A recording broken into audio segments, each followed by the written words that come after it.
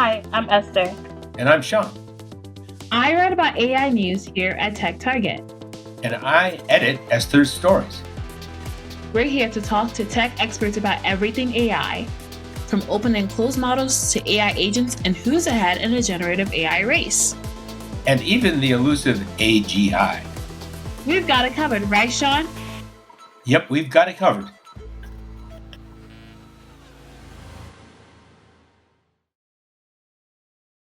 Hi, everyone. Welcome to another Targeting AI podcast from Informa TechTarget. Today's guest is Cristina Mancini, CEO of Black Girls Code. Before Black Girls Code, Cristina spent 5 years at Salesforce in different roles, including Chief Marketing Officer of Salesforce.org.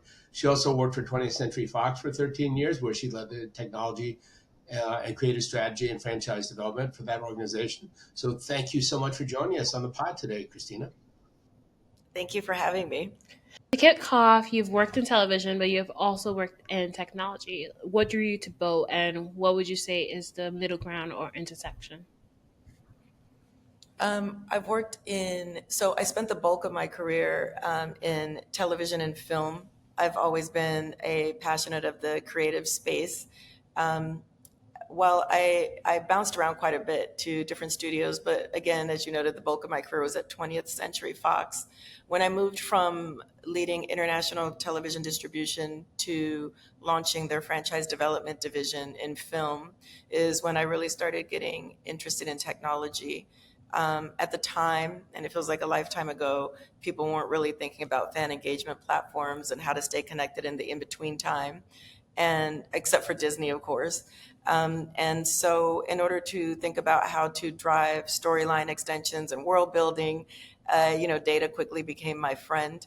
So I spent a lot of time at different tech companies looking at different platforms and ways we could partner to build out different experiences and platforms to build out our fan engagement opportunity.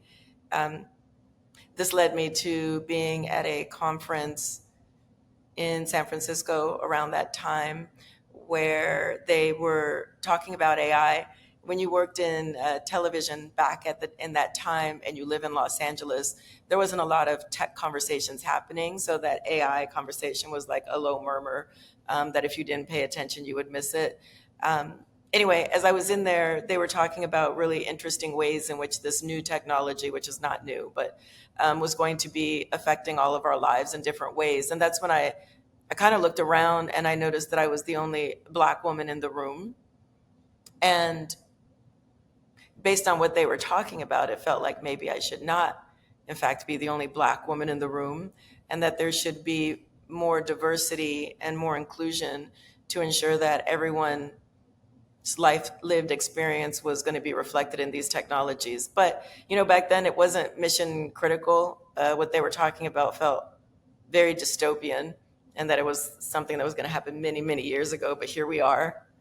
And in, I think, 2022 is really when OpenAI burst on the scene, and we can see what the effects are of not having all of us in rooms where these technologies are being built. Okay, so you started in the CEO role at Black Girls Code in late 2023 after executive positions at Salesforce. And I think Salesforce.org is a nonprofit, right? Salesforce. So Salesforce, I worked at Salesforce. I launched their Salesforce Studios, again, using tech and technology to build digital keynotes. If you're familiar with Salesforce, we loved a good keynote moment at Dreamforce. But being more thoughtful about the digital space, we built out all of these digital storytelling platforms so that we could highlight more of our Trailblazers' success.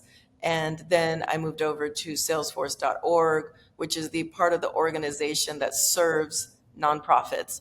While I was there, we launched Force Multiplier podcast and Make Change series, really focused on giving a platform to our nonprofits. In fact, it was one of my favorite rebrands that I did while I was there. It was that at the time they were an organization of, I think it was 55,000 plus customers and partners who woke up with a single mission, and that was to make the world a better place powered by our technology. that gave me a lot of opportunity to tell a lot of different stories and highlight all of these incredible trailblazers who were making the world a better place. And around then, that's when I was recruited in August, and then I started in October to be the CEO of Black Girls Code. Black Girls Code is an incredible organization that has been around since 2011. And they've always had a mission to create access and inspiration so that we could all see ourselves reflected in these rooms. Okay, so what motivated you to pivot from corporate to nonprofit leadership, and what was it about Black Girls Code that drew you to the organization? The mission, I've done a lot of this work in addition to my regular work. I used to say off the side of my desk, but that's not intentional enough. In all of my work that I've done throughout the years, as soon as I had a little bit of capital, I would use my platforms to create access for voices that are not always heard. And I did that when I was at Fox with our AFI Film Directors Initiative, where we provided women filmmakers with the opportunity to world build with our franchises. And when I was at Salesforce, we had Make Change, where we had the opportunity to highlight women who were using their platforms to drive change, all the way down to the .org space, where we were able to put a real lens on nonprofits. When the call came, it was interesting. I think we can all agree that we need to do a much better job of driving more inclusion in these technology spaces. And it took me a second, but I wondered if I could maybe activate a community that we have not activated properly enough, so that we understand that we do in fact belong in these rooms. Were we not telling the right stories? There's an unfortunate trope that tech likes to tell, which is rags to riches stories around Black people in technology, which is not conducive to driving any real change and making sure that people see themselves as active participants in these spaces. I wanted to tell stories of empowerment, enablement, success, joy, and who better to do it within these girls. Within my first 30 days, I had the opportunity to go to an event that was sponsored by Hasbro in Seattle and walk around and watch the light bulbs go on over these girls' heads as they coded things and they moved. And it is quite an addictive experience. So I love that. You mentioned and you referenced it that you were a decade ago. You were the only Black woman at a tech conference, and so I wanted to know, like, how did that shape your perspective going forward? And it took place, like, 10 years ago. But how has the landscape shifted or changed? Do you think that more Black women are drawn to tech? Do you think that perhaps what your organizations and others have kind of raised that awareness?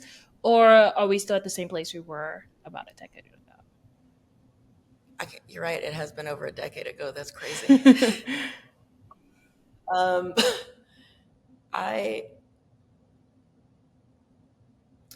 There's something interesting. I've been an executive for many, many years now. And while even when I was in TV and film, at times I found myself being the only one in the room. It's different when you're like the only one for floors or at organizations. And when you work at an organization like Salesforce, I had the unique view into many different organizations. And so across that landscape, I was able to see just how much work needed to be done in driving more inclusion in these spaces. Where we are today is really critical to address the fact that we need to do better.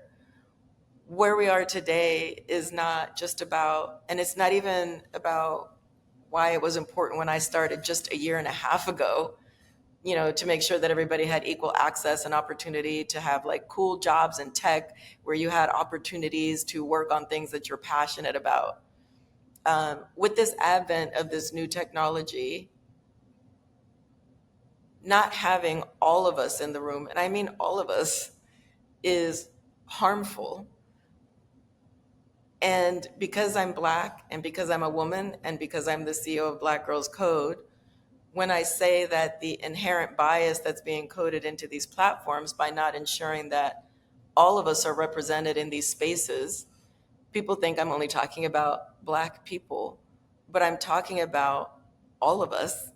I wrote an article, I wrote actually a LinkedIn where I posted an article about from Wired featuring Margaret Mitchell talking about how bias is being encoded into platforms globally.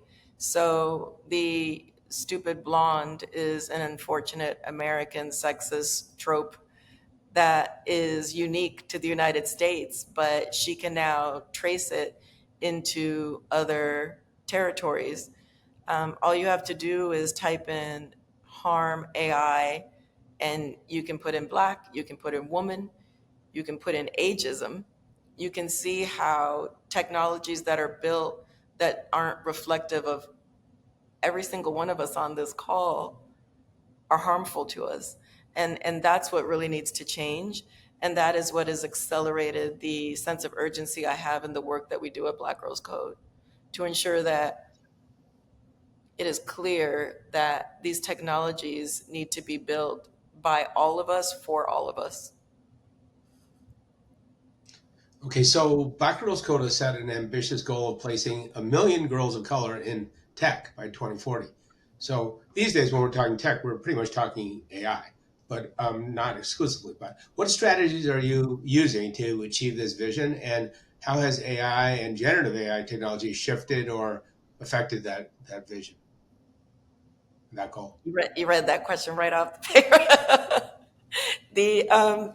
The you know that, as I said when I started, that was really our focus. I think, I know that our focus is since expanding. It's not just enough to have our girls in these rooms.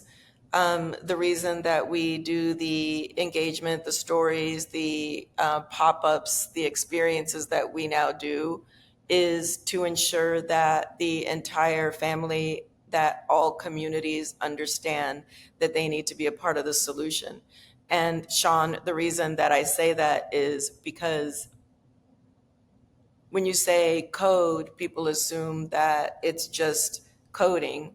At Black Girls Code, we're focused on making sure that the entire family is understanding the importance of having at least a baseline understanding of what these technologies do, so that they can be smarter about their everyday life.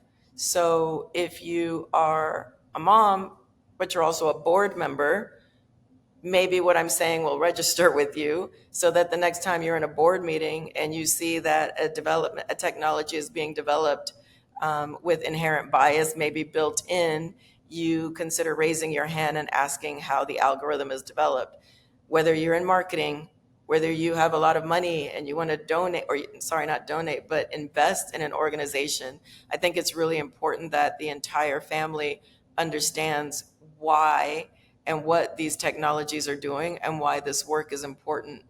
I think that simply waiting for these girls to finish high school, we are actually running out of time. So that's why, as you hear us say, like, I do believe that whatever you do, whoever you are, I challenge you to take the time to understand what the opportunities are and what the risks are with this technology. I love that. I love the idea of like education. I wonder how you also approach maybe ethics, especially with your girls. I know that the summer camp is focused on AI, but do you also teach ethics, or does that subject come up at all? We actually just brought on board Dr. Avriel Epps. Dr. Avriel Epps is an AI expert. She focuses on justice in AI, and she's also focused on ensuring that the curriculums that we develop for our learners is built in a way that their brains hopefully don't turn to mush in using these technologies.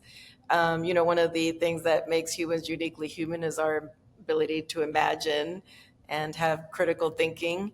And we want to make sure that we are not surrendering these technologies just because it's easier to use them to write an email. So bringing her on board has been a great, inspiring moment for us and our community, as she has been going around speaking to some of our camps already. She was out here in Puerto Rico just a couple of weeks ago, teaching how to use these technologies in a way that is additive versus reductive. I'm not Pollyannish in thinking that people are not going to use these technologies. I'm saying, why don't we consider using these technologies in a way that is helpful versus, again, harmful? And within that, I hope that anyone who's listening to this podcast who has kids takes a moment to have a conversation with their children about how they're using AI, because making an assumption that they're not is the wrong assumption to make. And instead of putting your head in the sand and thinking that you don't understand it, it's not that big of a deal. It is a very big deal, and it's becoming a bigger deal by the day. Okay, so you've described communities of color as super users of technology. How can we ensure that these communities become creators and decision makers in developing AI rather than just consumers? It's easy, by giving them access to the tools. If you're a super user of anything and you have the opportunity to make it, you make it better. I think that, I go around and I speak to a lot of universities. I've given keynotes at some really great spaces like Princeton and Stanford. And, when I get up, even when I was here in Puerto Rico, at Atlantic, it, these girls, um, are learners. The family, the attendees, when we talk about these technologies, they want to learn how to use them. I like to challenge them to think about how can they be the creators of the next platform, a platform that is built with all of us in mind from the beginning, so that we don't have to spend time going into this black box to unravel the spaghetti noodle of bias that happens when only one demographic is the one who is deciding how the technology is developed, who has access, who's approved, who gets their loan approved, who gets moved on to the next round of, treatment for their medical procedures, who even gets access to the next opportunity to have an interview with a real human. How do we make sure that these things are built better? That's what my focus is. And that's what their focus can be through these lived experiences, because, you know, if you look around a room and everybody looks like you, but you're used to it, are you going to notice if anyone's missing? Okay, so I've got a quick follow on that. There's been a lot of talk, realization in the AI world now with data centers, popping up. Let's say places other than Europe and the U.S. But what do you think of this idea that there's a um, lack of equity in AI in specific in terms of compute power, like all clustered mostly on the west coast of the U.S., Europe, and China? Is that something that's affecting the prospects of young kids of color, young girls of color, and other communities? We are nationwide. And so I think, we are really fortunate when we say we're going to do something, we generally, sell out our space immediately. And sell out, I mean, they take up all the spaces. Our programs are, mostly free. We have a free, online coding academy on YouTube called Code Along, which, has had over 8 million views. We have, we're just now expanding into 18 plus, like with real technical training to ensure whoever's interested in these technologies has the opportunity to raise their hand and be trained regardless of geolocation. So, and we, again, as you know, I'm currently in Puerto Rico because we just expanded to Puerto Rico. I want to be wherever there's opportunity, wherever someone says that they want to do something. Um, in this space, that they know that there's a space for them. So, why do you think it's important for creators of AI systems to include more people of color inside where it's actually being thought about, created, and made? And what do you think is stopping them?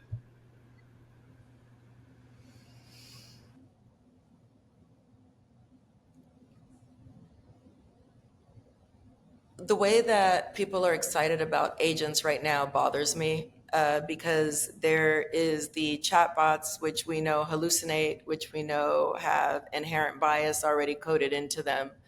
The problem with the chatbot is that they are just making suggestions, whereas agents act on these suggestions. And so instead of you, Esther, making a mistake that affects a couple of people, an agent can make a sweeping decision that affects hundreds, thousands of people, depending on the space that you're in. And so that's where I'm saying, I was just at JFF Dare to Be Brave, and that was my ask, is that people who are in these spaces are brave enough to say that this needs to change. That if I realize that you can't flip the switch tomorrow and your development team is magically as diverse as the communities that you serve, although that would be a great goal to get to, right? It's that instead of just basically rushing to ship product, that you pause for a second to understand if the product that you've made is helpful or harmful. How are the algorithms being determined? What are the inputs that decide the yes or no that is pumped out of these systems? It doesn't take a lot to pause for a second to ensure that you yourself are not inflicting harm on unsuspecting consumers of your product. You know, when you saw me on the panel, I said the best case scenario for you is your organization fails. The worst is that you produce something that kills someone, and that's not being alarmist. And so when you look at it through that lens, I think it's worth the pause to ensure that you are thoughtful when you're vibe coding, to make sure that the technology that you build is inclusive, not harmful, and useful to Christina, everyone. To everyone. do you feel that the makers of generative AI, whether it's OpenAI or Anthropic or the tech giants, AWS, Google, even Salesforce, others, are doing enough to ensure that AI, use is equitable. AI technology is equitable and safe and not biased. I think everyone is doing what they think they can do. The real solution is going to come through people. Futurism just put out an article and it was funny. A lot of people were like, we're eliminating half of our workforce. AI is going to do all of it.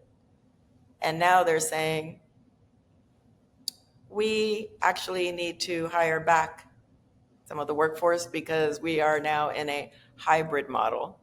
And I just wonder, is this an opportunity for these companies to pause to ensure that when they're hiring people this time, that they are hiring more inclusively with all of the knowledge that we now have, that the only way forward is to have more inclusive workforces, period, in this space. That's it. And if you're on the board, why not ask for that pause?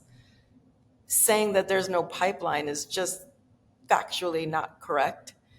Um, Pausing to take a minute to help your HR recruiter understand that speed is not the most important thing. Really building teams that create products that are useful and not harmful should be the priority. Okay, so we wanted to know about the future for your organization, Black Girls Code, and how can companies and organizations working in the AI market better, support initiatives like Black Girls Code.